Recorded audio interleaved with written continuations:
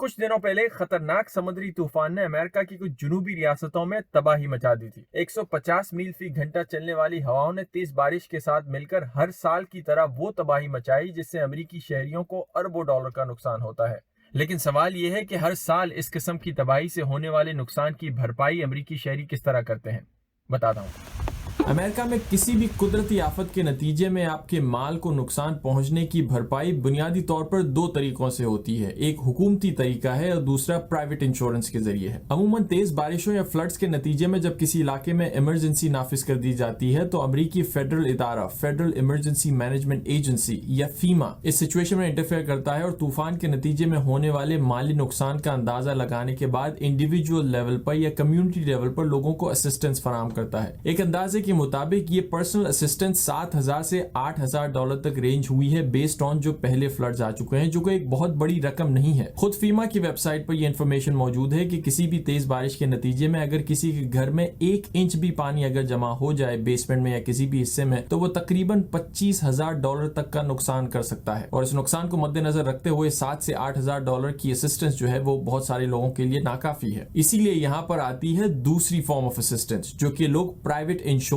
या home owners insurance के जरिए हासिल करते हैं। अमेरिका में जब भी आप कोई नया घर खरीदते हैं या इवन कोई घर रेंट करते हैं तो एक रिक्वायरमेंट आप पे ये होती है कि आप उस घर का होम ओनर्स इंश्योरेंस बाय करेंगे। ये वो इंश्योरेंस पॉलिसी है जो किसी भी डिजास्टर के नतीजे में, किसी भी कुदरती आफत के नतीजे में या किसी भी नुकसान के नतीजे में आपके घर को जो नुकसान पहुंचता है उसको कवर करती है। एक अंदाजे के मुताबिक ऑन एवरेज अमेरिका में ये होम ओनर्स पॉलिसी जो है तकरीबन $600 से लेकर $2,000 सालाना तक की किसी भी इंडिविजुअल को पड़ सकती है। इस पॉलिसी के नतीजे में साल के किसी भी वक्त अगर आपके घर को कोई भी नुकसान पहुंचता है, चाहे कुदरती आफत के जरिए या आग लगने के जरिए या किसी भी पर्सनल अटैक के जरिए, तो इस इंश्योरेंस के जरिए आप मुकम्मल कॉस्ट उस घर को दोबारा बनाने की वसूल कर सकते हैं इंश्योरेंस कंपनी से। अमूमन जो भी पॉलिसी होल्डर होता है, जो मकान मालिक होता है, उसे एक छोटी सी रकम पे करनी पड़ती है जिसे यहाँ डिडक्टेबल कहा जाता है। मसला अगर आपके घर की कीमत $2 लाख है और आपका घर मुकम्मल तौर पर तबाह हो गया है तो इस घर को बनाने का मुकम्मल खर्चा जो है आपकी इंश्योरेंस पॉलिसी कवर करेगी और इस खर्चे का तकरीबन 1% या फिर अराउंड $1-2,000 आपको अपनी पॉकेट से देने हैं और बाकी पैसे आपकी इंश्योरेंस कंपनी आपको देकर आपके पूरा खर्चा कवर करेगी। इस जनरल पॉलिसी के अलावा लोग फ्लड इंश्योरेंस भी खरीदते हैं जो कि एक एडिशनल पॉलिसी होती है और एक अंदाजे के मुताबिक ये फ्लड इंश्योरेंस पॉलिसी जो कि किसी भी तूफान के नतीजे में जब आपके घर में पानी जमा हो जाता है और उससे आपके घर की चीजों को नुकसान पहुंचता है तो उसको भी कवर करती है और ये पॉलिसी एडिशनल फ्यू $100 देकर लोग खरीद सकते हैं जिसके नतीजे में आपको फ्लड से पहुंचने वाला जितना भी आपके घर में नुकसान होता है वो कवर होता है। फ्लड डैमेज या दूसरी डैमेज की कवर करने के अलावा ये पॉलिसी अमूमन कुछ और चीजें भी कवर करती है। मसलन ये कि अगर आपके घर में कोई मेहमान आया हुआ है और उसे